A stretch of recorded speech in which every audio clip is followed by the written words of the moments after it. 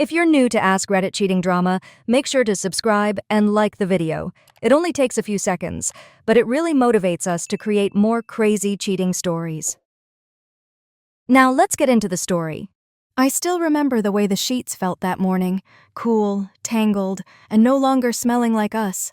James had left before sunrise. I heard the soft click of the front door as he slipped out like a ghost, careful not to wake me. It wasn't unusual anymore.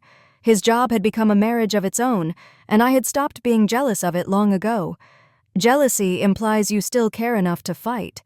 I lay there for a while, in the silence he left behind, running my fingers absent-mindedly along the edge of the pillow where his head used to rest. The space was cold. So was I. When I finally got up, I didn't bother putting on a robe. The morning light spilled across my bare skin as I walked to the kitchen. It was early spring, the kind of gray, muted morning where everything feels suspended in air. I liked how quiet it was, how empty. The espresso machine sputtered, hissing steam like it was sighing too. I took my coffee black, leaned against the marble counter, and stared out the window, completely nude, wondering how long it had been since anyone really looked at me. Not just saw me, but looked. I used to be desirable. I remember that version of myself, the way James used to pull me toward him with just a glance from across the room. The way we used to make love. Urgent, electric, like the world might end the next morning. Now we barely touched. And when we did, it felt like routine, like brushing teeth. Necessary. Forgettable. That was the morning Noah Reynolds wrote to me. His name lit up my phone while I was drying my hair, wrapped in a towel I didn't bother securing too tightly. I paused.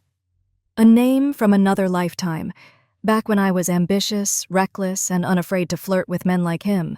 Men who read you like poetry and knew where to pause. His message was simple. Claire, I saw your work in Architectural Digest. Stunning as always. I've just bought a space that needs your touch. Drink soon? It should have been nothing. Just a professional inquiry. But my heart skipped. Not because of what he wrote, but because of what I felt reading it. And when I typed back, I'd love that. I wasn't thinking about interior design. We met the following Thursday at a wine bar in the West Village, the kind of place with dim lighting, velvet booths, and soft jazz humming in the background, like a secret being whispered between the walls. I had spent far too long getting ready, changed outfits 3 times, landed on something that wasn't obvious, but wasn't safe either. A fitted black blouse, open just enough, and high-waisted trousers that hugged the right places. My lipstick was deeper than usual. My perfume more deliberate. I told myself it was just to look professional. But when I saw Noah, standing there by the bar, sleeves rolled up, glass of Malbec in hand, I knew I hadn't dressed for professionalism. Claire Thompson, he smiled, eyes sweeping over me without shame, like he was checking in on something he already knew. You haven't changed a bit. You're lying, I laughed, brushing a strand of hair behind my ear, suddenly 17 again. Maybe, he said, but beautifully. He smelled like vetiver and smoke and something more primal, and when he leaned in for a kiss on the cheek, his hand rested low on my back. A second longer than necessary. It wasn't overt, not enough to accuse, but enough to feel. We talked about the project first.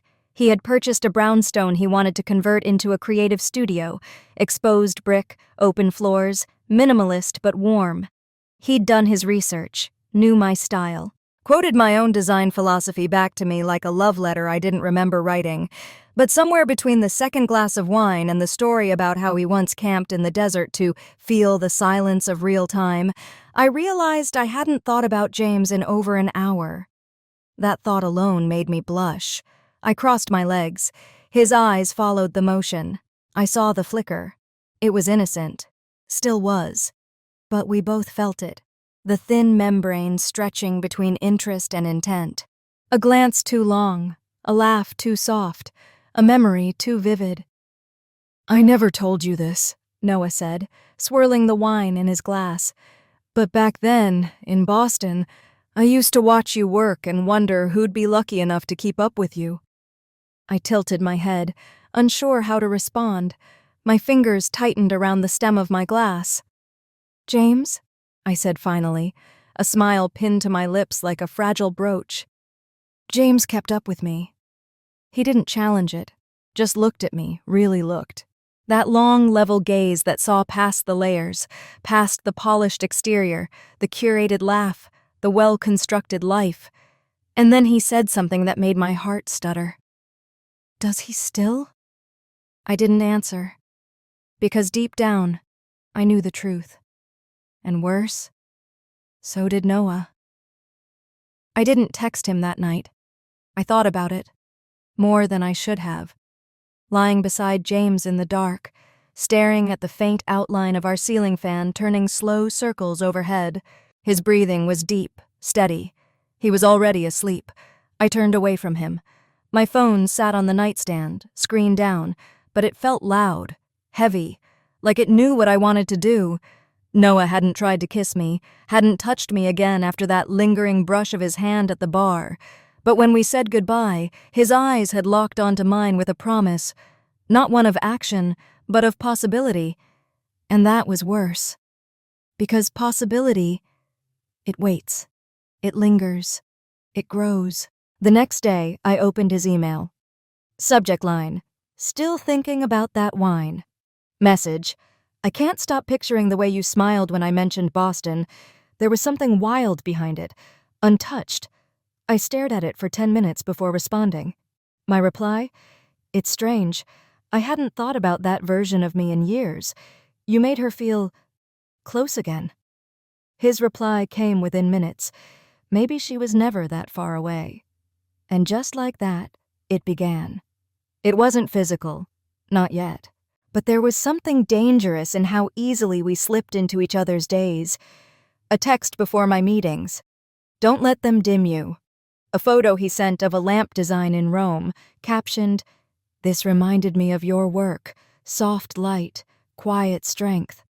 He knew exactly where to press, not lust, but something deeper. He made me feel seen, not just wanted, but understood. At home, James hardly noticed. He still left early, still worked late. When we did talk, it was bills, errands, logistics. The necessary scaffolding of a life, without the warmth of the people living it. He didn't ask why I started wearing lipstick again, didn't notice the lace beneath my blouse one Sunday morning, didn't hear the crack in my voice when I told him, "I'm tired. I think I need something to look forward to." I didn't tell him someone else already gave me that. One night, Noah sent me a voice message. Just his voice. Deep, slow, like velvet over skin. "I miss the way you looked at me." "Like you were trying not to?" I sat on the floor of the bathroom, phone in hand, robe slipping down one shoulder, and listened to that message over and over again until I hated myself. And still, I listened one more time. It was only emotional. That's what I told myself. There had been no touch, no kiss, only stolen glances, secret words, longings locked behind lips. But in many ways, what we had already felt more intimate than anything I'd shared with James in years. And I think, deep down, I had already crossed the line. The moment I started hiding him, the moment I looked forward to someone else's voice more than my husband's. The first time he touched me, really touched me, it was nothing, and it was everything. We were at the brownstone. Noah had asked me to walk through the space again, to feel it at different times of day. "Light changes everything," he said.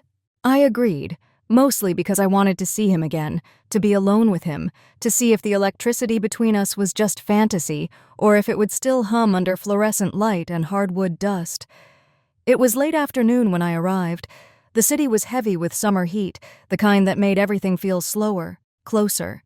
He greeted me at the door, casual as always, rolled sleeves, faint stubble, barefoot on the cool wood floor. "You're glowing," he said, before I could even step inside. I laughed. "It's sweat. It's 92 degrees. He smiled, still glowing. We walked the rooms together, tracing walls, talking textures and tones, our words light, but our proximity heavy. I found myself drifting closer when he moved, my arm brushing his, his hand occasionally resting on the small of my back when he guided me through a doorway. It felt innocent on the surface, but every touch left a fingerprint, every moment hung a little too long. Upstairs, in what would eventually be a studio loft, the windows spilled golden light across the unfinished floors. I was standing by one of them, looking down at the street below, when I felt him behind me. Close. Too close. He didn't speak, and I didn't turn around. His hand came up slowly, and I felt it. The backs of his fingers brushing the edge of my shoulder, right where my blouse had slipped slightly. A soft, deliberate trace. Barely there, but I gasped anyway, not from surprise, but from how much I wanted it. His voice was low, just behind my ear. "I've imagined this." I closed my eyes. My hands gripped the windowsill, not out of fear, but because I knew I wouldn't stop him. I didn't want to stop him.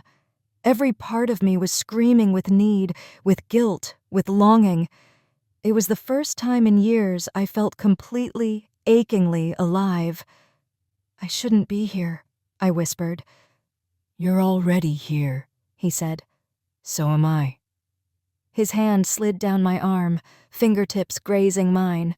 Not possessive, not rushed, just reverent, like he was learning the shape of something sacred. And then he stopped. Just like that. He stepped back. I turned around, breath caught somewhere between my lungs and my throat. He looked at me like he was memorizing the moment. "I won't cross the line until you ask me to," he said quietly. "But Claire, don't lie to me, or to yourself. You've already left him. Your body's just slower than your heart." I didn't answer. I couldn't. Because he was right. For the next few days, I pretended nothing had happened. That's the thing about emotional betrayal. You can tuck it behind smiles, under folded laundry, between neatly plated dinners and polite conversations. You can walk through your home, kiss your husband on the cheek, ask him how his day was, and still feel someone else's touch trailing down your skin like a secret tattoo. I tried harder with James, cooked his favorite meal, wore the silk slip he once said made me dangerous. I even initiated sex for the first time in what felt like months. It was slow, familiar, dutiful. He kissed me like someone who remembered loving me but couldn't quite access the feeling anymore. And when it was over, he rolled away, satisfied, unaware that I was crying silently into my pillow. He didn't ask why. The next morning, Noah sent me a single sentence. "Are you okay?" It undid me. Not the words, but the timing. He knew. Somehow he always knew. I told him yes. He replied, "Lying lips, honest eyes. Come to me when you're ready to stop pretending." That night I drank too much wine. Alone, stared at our wedding photo, the one by the bookshelf we never dusted. James had a crooked grin in it. I had sunburn on my shoulders. We looked young, soft. I didn't feel soft anymore. I felt like glass. The next time I saw Noah, it wasn't planned. He called late, said he was at the brownstone, checking something with the contractors, and left a key under the mat in case I was nearby and needed quiet. I wasn't nearby. I was in bed, but I got up anyway. The city was a blur of amber light and wet pavement as I drove. It started raining on 14th Street, a heavy summer rain, the kind that smells like new beginnings or terrible decisions. When I opened the door to the brownstone, I found him in the kitchen, sleeves pushed up, barefoot again, opening a bottle of red. The air was warm, still, too quiet. We didn't speak for a moment. We didn't have to. His eyes searched mine. Not asking, not demanding, just waiting. I walked toward him slowly, and when I reached him, I didn't kiss him. I pressed my forehead to his, closed my eyes, breathed him in like oxygen after being underwater too long. "I don't know who I am anymore," I whispered. "You're her," he said, fingers curling lightly around my hips. "You're always her. You've just forgotten what it feels like to be wanted without asking." That's when I kissed him. Desperately, angrily, softly. Every kind of kiss I had starved for. His hands ran through my hair, along my back, down to the small of it where he had touched me before, this time without restraint. We didn't undress quickly, we peeled. And somewhere between the whine, the sighs, and the trembling silences, I stopped thinking altogether. It wasn't love. Not yet. But it was escape, and I needed it more than I needed clarity. For a while, I lived in two worlds. In one, I was Claire Thompson, designer, wife, woman who folded laundry on Sundays and knew which bills were on autopay. I made dinner. I asked James about work. I smiled when his mother called. I kept up the rhythm, careful not to miss a single beat. In the other, I was someone else entirely. I was the woman who pressed her body into Noah's at the brownstone, who moaned softly against his skin while her wedding ring pressed a dull, invisible bruise into his chest. I was the woman who texted at midnight, deleted at 12:05, and kept her phone face down by instinct. I was the one who knew what it felt like to be devoured, completely, unapologetically, by someone who saw all the pieces of me and didn't flinch. There was no clean line between those two selves, just smudges, overlaps, lies that tasted sweet going down, but sat like lead in my chest hours later. James started noticing, but not in the way that mattered. "You've been distant," he said one night as we lay in bed, side by side, not touching. "Just work," I replied, eyes on the ceiling. "Big project, a lot of late nights." He nodded, already half asleep. He believed me. He always had. But something in his silence afterward lingered. He knew. Or at least he felt it. That low, aching hum of something shifting just beyond his grasp. He didn't press. Maybe because he didn't want the answer. Or maybe because he was afraid of what he'd find if he finally looked too closely. And then came the evening I forgot myself. We were at a friend's dinner party, the kind of curated adult gathering with string lights, slow jazz, and organic red wine that was way too earthy for my taste. James was talking to someone across the table, distracted, holding court, as he always did. I was sipping my second glass when my phone buzzed in my lap. "Noah, tell me you're wearing that deep green dress with the slit." I smiled, a reflex, a foolish, flickering thing. But James saw it, just a flash, a twitch of my lips I didn't even know had betrayed me. "Who's that?" he asked, too casually, sipping his wine. My heart skipped.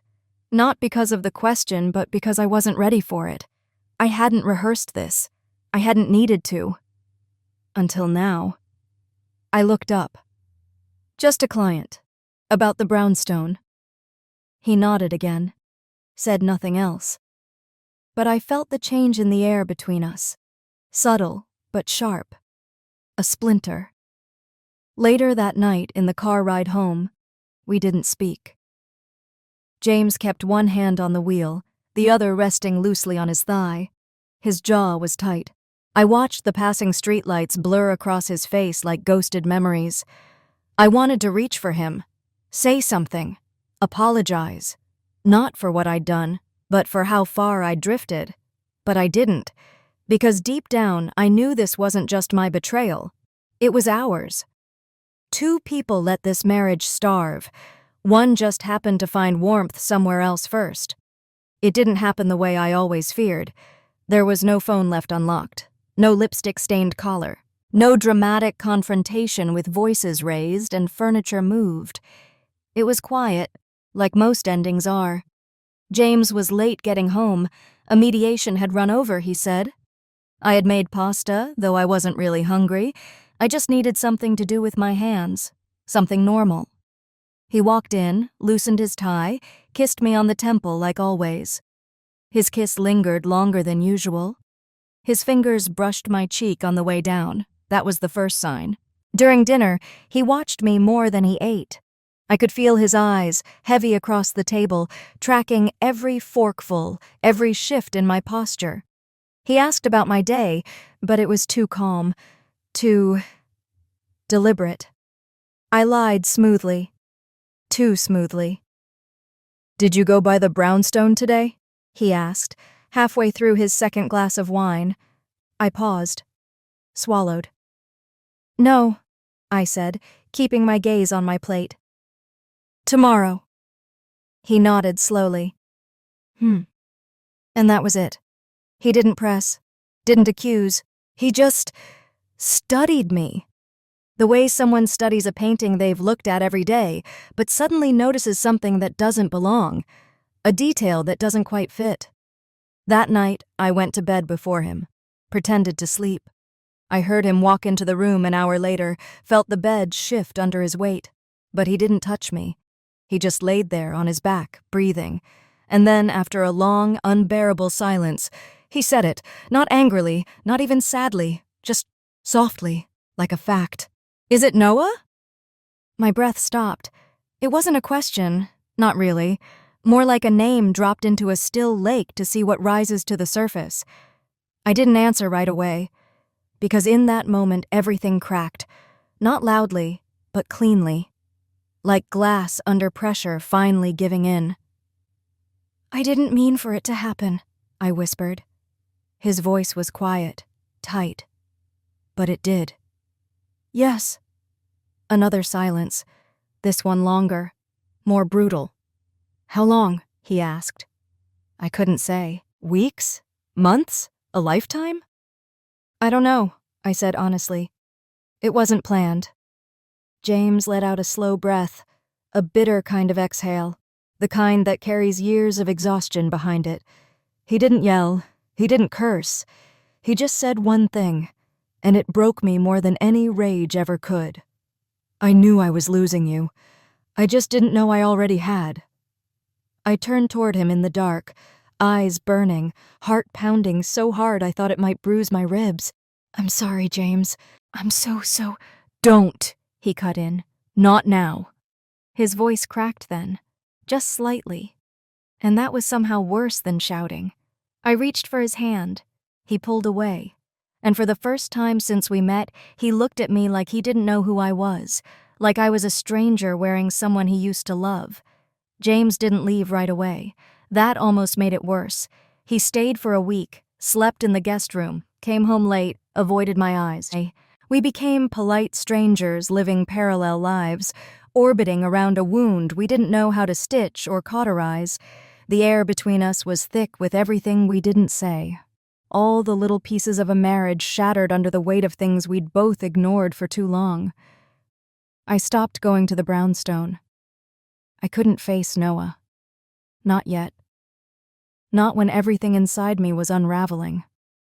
The truth is, I thought I could have both. A husband and a lover. Security and thrill. The life I built and the woman I'd buried. But that illusion was gone now, and in its place was a silence that scraped my skin raw. James didn't ask for explanations. He didn't want details. But the absence of his questions was its own kind of punishment. He didn't scream. He simply stopped being mine. One night, I came home late, wandered the city for hours because I didn't know where else to go. When I walked through the door, I found him sitting at the kitchen table, drink in hand, wedding band lying beside the glass. I'm moving out tomorrow, he said. No emotion, no hesitation, just finality. I stood there, rain-drenched, mascara smudged, shivering under the weight of everything I deserved. He looked up at me for the first time in days. You know the worst part? He said, voice tight. It's not that you slept with someone else. It's that you gave him parts of you I've been begging for, and you didn't even flinch. I opened my mouth, but no sound came out. Because he was right. Noah had touched my skin, but I had handed him my heart, and I had never given James a chance to catch it on its way out the door. After he left, the house felt foreign. The bed, too big. The kitchen, too quiet. The silence was no longer peaceful. It was suffocating. I tried calling my sister, ignored her judgment laced in every word. I went to work, smiled, nodded, designed beautiful spaces for strangers while the one I lived in rotted with memory. I didn't go to Noah, not right away, because I wasn't sure who I was going to him as. The woman he wanted, the wreckage of what was left, something in between. But late one night, when the loneliness became louder than the guilt, I texted him, Just 3 words. "Can I come?" The reply came almost instantly. Always. And yet, I sat there on the edge of the bed, phone in hand, unable to move, because for the first time since it all began, I didn't feel wanted. I felt lost. And it hit me, with cruel clarity, I hadn't just lost James, I had lost myself. Noah's door opened before I knocked. He looked different, or maybe I did. It was hard to tell. The air between us wasn't electric anymore. It was heavy, thick with things unsaid. He stepped aside, and I walked in like I had so many times in my mind. But this time, it didn't feel the same. There was no music, no wine, just silence, and the weight of everything I'd broken to be standing here. He reached for me. I let him. He kissed me, slow, careful, like he thought I might break, or maybe because he already had.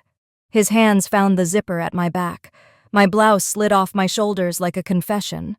And for a while, we stopped thinking. But passion feels different when it comes without danger. I lay tangled in the sheets afterward, watching the ceiling, my body warm, my chest cold. Noah traced circles on my thigh. It used to make me melt. Now it made me ache. "I thought it would feel different," I whispered. He didn't answer right away. Then, quietly, "You're not with him anymore." I nodded.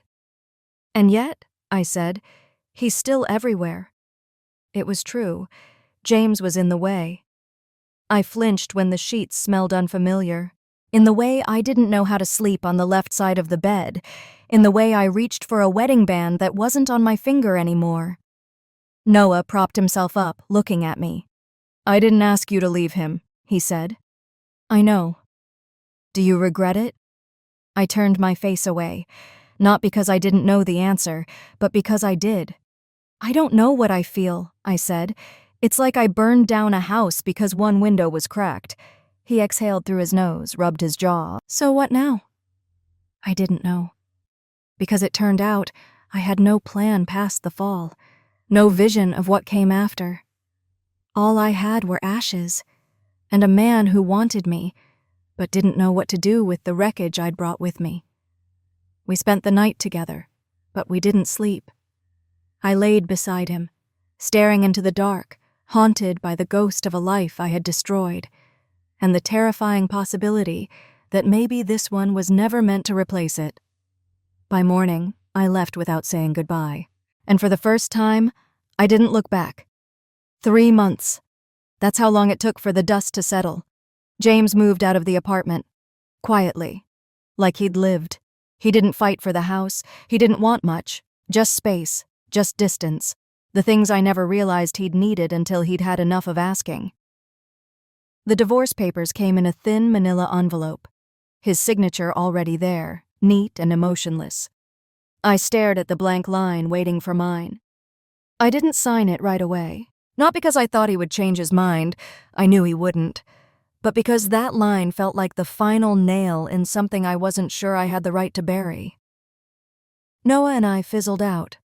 There was no fight, no dramatic breakup, just a slow, aching fade.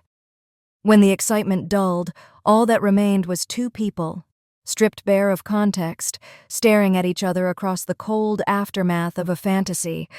I realized I'd never loved him, not really. I had loved how he made me feel, wanted, alive, noticed, but that wasn't love. That was survival. I stopped wearing my wedding ring long before the divorce was final, but it took me weeks to stop reaching for it. In elevators, at red lights, when I felt vulnerable. I'd touch the space on my finger where it used to be and wonder, did he do the same? The apartment felt different without James. Not sad, just hollow. I kept the plants alive, rearranged the furniture. I stopped listening to sad music at night. Started cooking for one, then sometimes for friends. I didn't avoid mirrors anymore. And that's where the real story ends. Not in someone else's arms or a tearful reconciliation, but in front of a mirror. It was a Sunday morning. I was brushing my hair, still in a robe, sunlight falling over the floor like something trying to forgive me. I caught my own reflection. Not just a glance, but really looked. For the first time in months, I saw a woman I recognized. Not perfect, not healed, but present. A woman who had broken something sacred. A woman who had paid the price. A woman who was learning how to live with herself, not because she deserved redemption, but because she was ready to stop running. I signed the papers that afternoon. There was no ceremony to it, no tears, just ink, a name, and a quiet kind of closure. Sometimes I still think of James. I wonder if he's happier, lighter, freer. I hope he is. And as for me, I'm learning to build a life that isn't an escape from something else. One quiet morning at a time.